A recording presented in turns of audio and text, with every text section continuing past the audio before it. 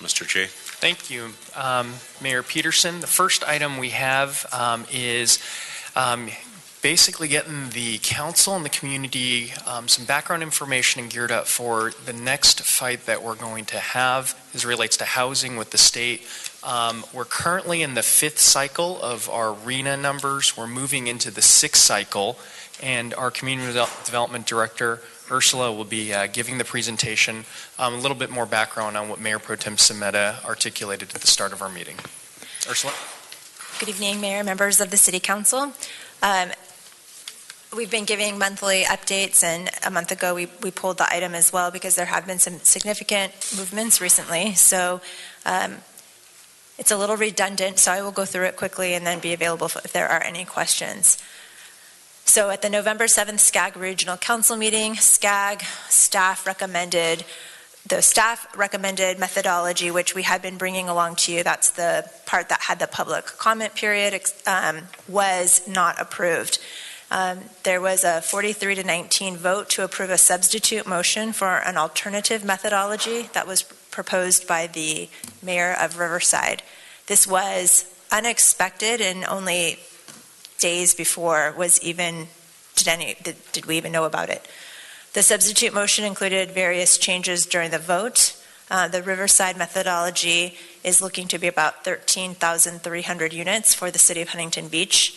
The previously staff recommended methodology had resulted in 3,612 units, so a significant increase. This chart shows a little bit of the difference between the SCAG staff recommendation and what we're calling the Riverside methodology. And you can see what it eliminates is this household growth forecast, which was provided by the individual cities. So when we say it removes the local input from existing need calculations, that was the information and data provided by cities to SCAG based on our looking historically at our growth projections and what we anticipate it to be based on existing land available for development. The shifts the units from the inland counties, Riverside, San Bernardino, Imperial, and places them in Orange and LA counties. The not consistent with growth forecast as required by SB 375. So we feel like this methodology is not appropriate or legal under current state law. It results in growth that exceeds the general plan. This is a chart that shows the top 13 jurisdictions in Orange County by unit count. The columns that I would have you focus on are the difference, the second to last column, which is the difference in units. And you can see that for most jurisdictions, there was an increase. And then the percent change shows how that increase varies from jurisdiction to jurisdiction. And Huntington Beach was hit hard. So the next steps under the RHNA methodology, starting in November through January of 2020, HCD will review the RHNA methodology. In February of 2020, SCAG staff reviews the HCD comments to develop the final RHNA methodology recommendation. February and March of 2020, SCAG staff final RHNA methodology must be approved by the RHNA subcommittee, the CHD committee, and the regional council.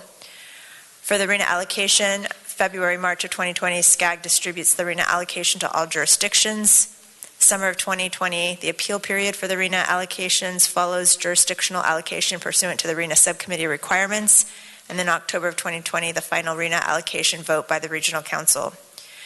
So the appeal process will be actually determined through the RHNA subcommittee. So that's being worked on December of 19 through January. They will adopt an appeals process guidelines.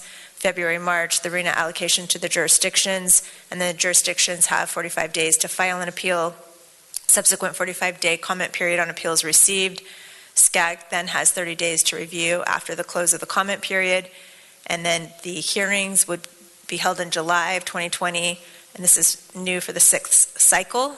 Any jurisdiction can appeal another jurisdiction's RHNA, so that's new. And HCD can appeal a jurisdiction's RHNA. That is also new. That concludes this presentation, and I'm available for any questions. My thing's broken again. Mike. Stuck.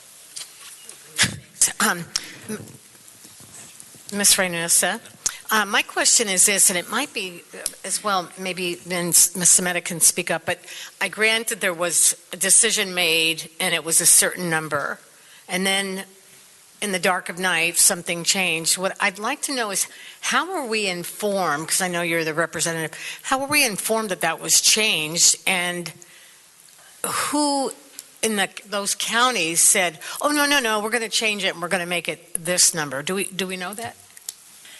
I don't know, Mayor Pro Tem Semeta, if you want to. I believe how our city was first notified was from a letter from Comey, the executive director, I believe, alerting us to this. I'm not sure that I was informed by our staff. So I think for the last couple of months, Riverside has been trying to push this alternate methodology. But for the last year, as Mayor Pro Tem Semeta laid out, the SCAG staff and all the jurisdictions were working within one framework. We had a year of analysis and feedback to get to that number. A lot of politicking at the 11th hour, but the mayor of Riverside, the mayor of LA met, they cut a deal, and ultimately that deal resulted in coastal communities being negatively impacted as a result of this new proposed methodology. Has there been anything, has there been any response from some of the coastal cities as far as what we can do, or do you think that's going to be coming up, being in the plan to respond? Well, I can say that OCOG will be meeting this week, and that is the Orange County delegation. So there's a representative from each of our cities that sit on OCOG. I'm our representative, Mr. I was fortunate to meet with. Anyway, that we will discuss it at that point. I know that's going to come. I just wanted to really kind of put it out publicly because it's so outrageous that it was done the way it was done, because I know you've been attending it all year and doing what you need to do. So that's all. I was just trying to it. And I was just going to add that Jennifer Villasenor is really following this very closely. So she is the one that I was out of town the day that it was heard. The draft letter was provided for my review, and she did get it out very quickly with some input.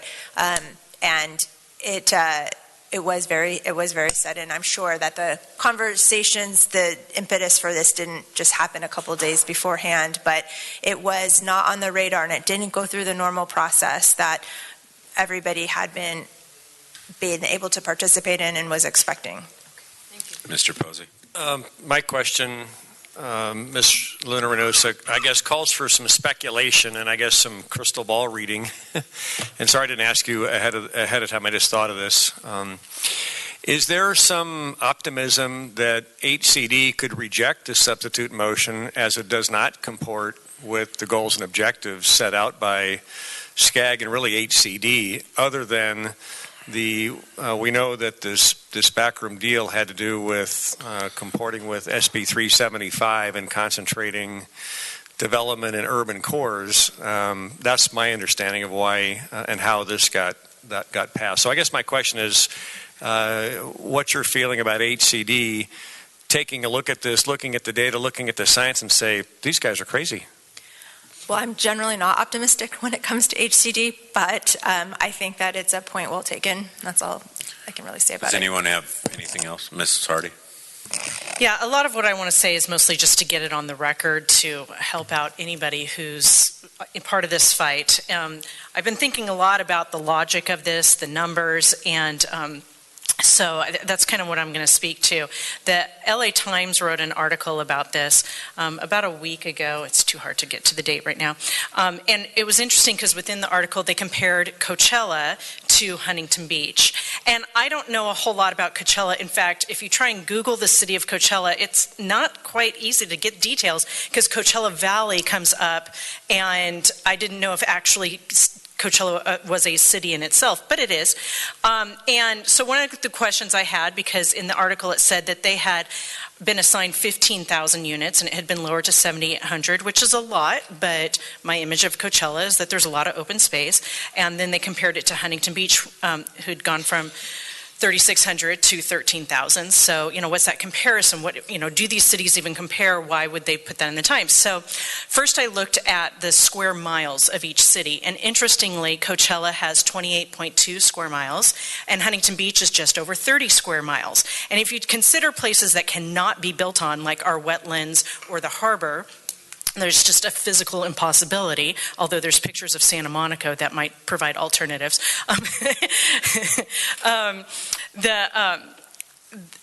So we're about the same size. So then my next question was, okay, what's the population of both of these cities? And we know our population somewhere around 200,000. Coachella, anybody want to guess? 40,000, 1/5 the size of the population. So it was an interesting comparison because geographically we're the same.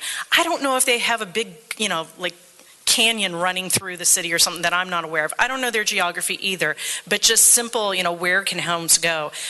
It was my first thing.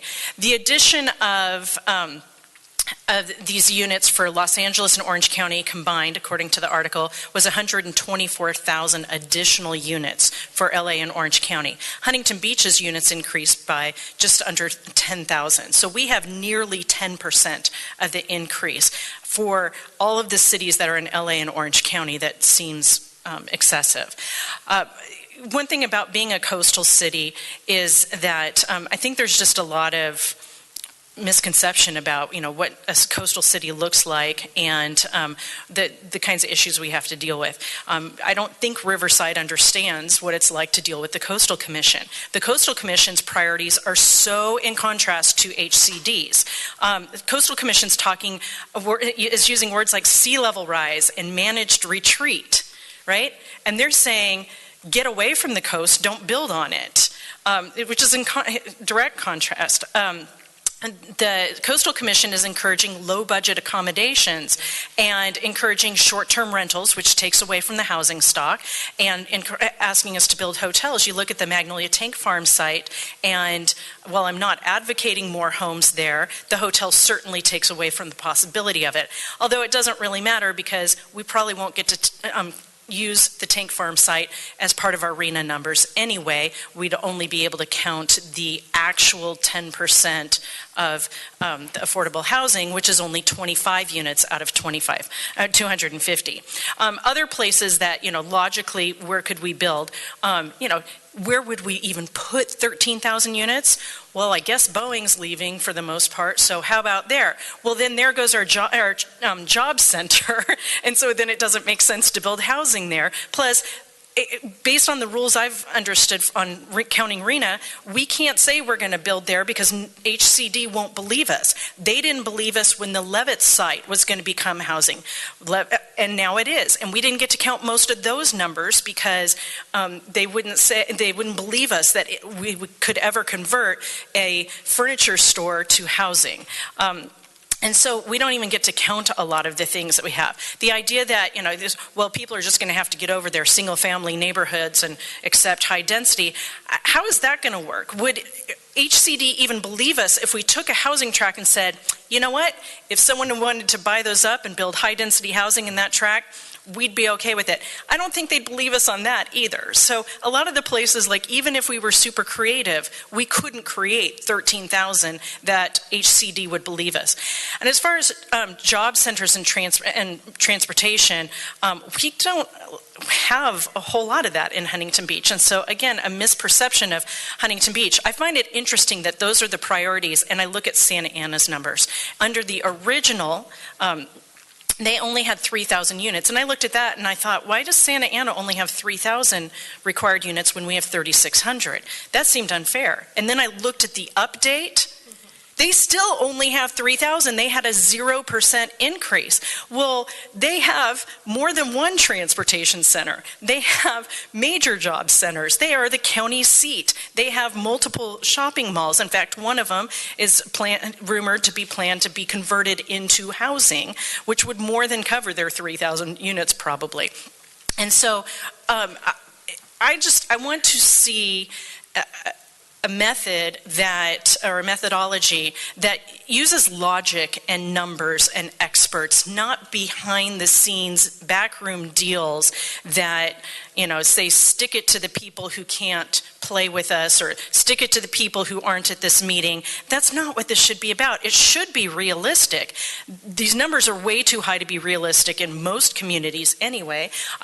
Didn't bring up things like earthquake faults, water use, electricity use. We just had our power plant, the old one, allowed to function for 2 extra years before it gets torn down because we need the electricity.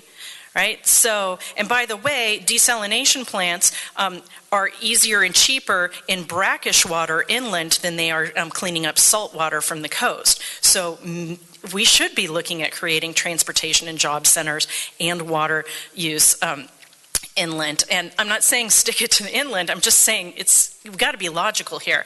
And I want to say thank you to Mayor Pro Tem Semeta for your final word. Your report was awesome, but also your final words is, stay engaged, and you're so polite, but and encouraging. But I'm telling the people who aren't here anymore, who have the signs, we need you. Please, you have loud voices that have made a difference. Thank you so much for doing that. Can we ask you to step up and do that and be loud and write letters and show up to these meetings? We so need you on this issue. And please, again, the fight is for logic and common sense and actual math. So please speak from the heart, but if you need numbers, we'll give them to you. We'll help you out, because that's the thing that makes a lot of difference is when there's when we're not, again, we got to get away from it should be here, it should be there, and this is who I get along with and this isn't who I get along with, and they're the bad guy and we're the good guy. None of that. We need numbers and facts and logic. So hopefully that helps make an argument somewhere down the road. But this is just, I can't stand bad math. I just can't. Mr. Brendan. Yeah, I'll just chime in briefly on this because it's all been said. But the number is outrageous. But in a sense, I think they did us a favor, because if anything could unify us, they did it. If anything could be so outrageous that anyone could see how ridiculous it is and maybe have a chance to stop it at HCD or somewhere before we have to maybe consider a challenge to it, they've done that. It's such a big number. 2 weeks ago we voted on agenda item 19, and there was a lot of debate, and there's been a lot of stuff on Facebook about that, and I think there's been some signs outside proclaiming their like and dislike for that action. But you know what? There can be no question that this is unifying, and all of us are going to want to fight this. This is just such a ridiculous, outrageous number. And Councilwoman Hardy, logic, common sense, nah. You're talking about something being driven by Sacramento. So anyway, that's all I wanted to say. Thank you. Mr. Posey. Yeah, prior to the regional council meeting where this substitute motion happened, I was at the Community Economic and Human Development Policy Committee meeting, and there was an interesting comment made, maybe Mayor Pro Tem Semeta was there as well, from a Riverside County supervisor that asked this EHD Policy Committee to consider forming an economic development committee to help to bring jobs to Riverside County.